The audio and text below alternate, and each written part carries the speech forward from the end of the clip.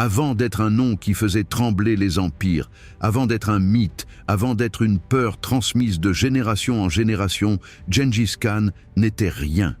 Il s'appelait Temujin. Il est né dans un monde où la faiblesse ne pardonne pas. Les steppes de Mongolie ne récompensent ni la bonté ni l'innocence. Elles récompensent une seule chose, la capacité à survivre. Quand son père fut empoisonné par une tribu rivale, Temujin n'était qu'un enfant. Et en une seule nuit, tout s'est effondré. Sa famille fut abandonnée, rejetée. Trahi par ceux qui juraient loyauté la veille, ils durent de survivre en mangeant des racines, des animaux morts, parfois rien. Sa mère lui apprit une leçon que Temujin n'oublierait jamais. Dans ce monde, personne ne viendra te sauver. Cette phrase allait devenir la fondation de tout ce qu'il construirait plus tard. Très jeune, Temujin comprit une vérité brutale. Les alliances basées sur le sang sont faibles. Les alliances basées sur l'intérêt sont temporaires, mais les alliances basées sur la loyauté gagnée sont presque indestructibles. Il ne croyait pas aux lignées nobles. Il croyait à la compétence. Dans un monde où le pouvoir se transmettait par héritage, il choisit une autre voie, celle du mérite. C'est ainsi qu'il rassembla autour de lui des hommes brisés, rejetés, oubliés, des guerriers sans statut, des individus que le système avait laissés de côté. Il ne leur promettait pas la gloire, il leur promettait la justice, à sa manière. Quand Temujin devint Gengis Khan, il ne devint pas seulement un chef de guerre, il devint un architecte du pouvoir.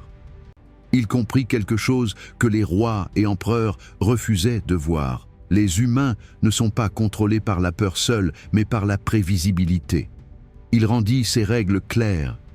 Obéissance absolue, trahison punie sans exception, loyauté récompensée sans distinction d'origine.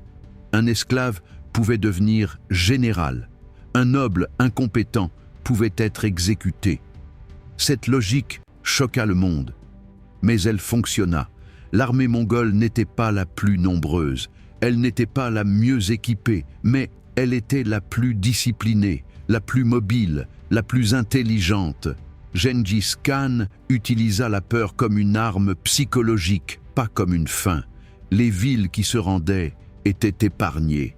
Celles qui résistaient devenaient des exemples. Il savait que la réputation voyage plus vite que les armées. Chaque conquête était un message. Chaque destruction était un avertissement.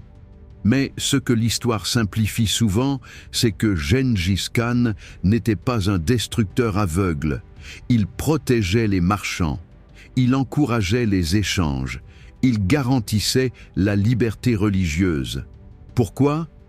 Parce qu'il avait compris que le commerce stabilise plus sûrement qu'une armée permanente, que la circulation des idées renforce un empire plus que la censure. Il ne voulait pas seulement conquérir, il voulait structurer. Sous son règne, les routes furent sécurisées. Les messagers pouvaient traverser des milliers de kilomètres sans être attaqués. Un système administratif efficace naquit dans un monde qui ne croyait qu'à la force brute.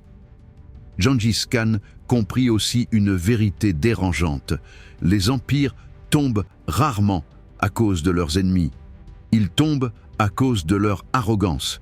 C'est pour cela qu'il apprenait de chaque peuple conquis. Ingénieur chinois, médecin perse, stratège turc, il absorbait les compétences. Il ne les détruisait pas. À la fin de sa vie, Gengis Khan contrôlait le plus vaste empire contigu jamais créé. Mais il ne construisit pas de palais. Il ne chercha pas à être adoré. Il savait que les statues tombent, que les titres disparaissent. Ce qu'il voulait laisser, c'était un système.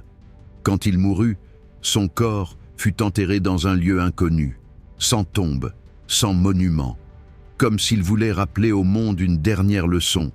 Le vrai pouvoir ne cherche pas à être vu, il cherche à durer. Aujourd'hui encore, son nom divise. Certains voient un monstre, d'autres un génie stratégique. Mais une chose est incontestable. Gengis Khan a compris l'humain, le pouvoir et le monde bien avant son époque, et c'est pour cela que son histoire continue d'être racontée.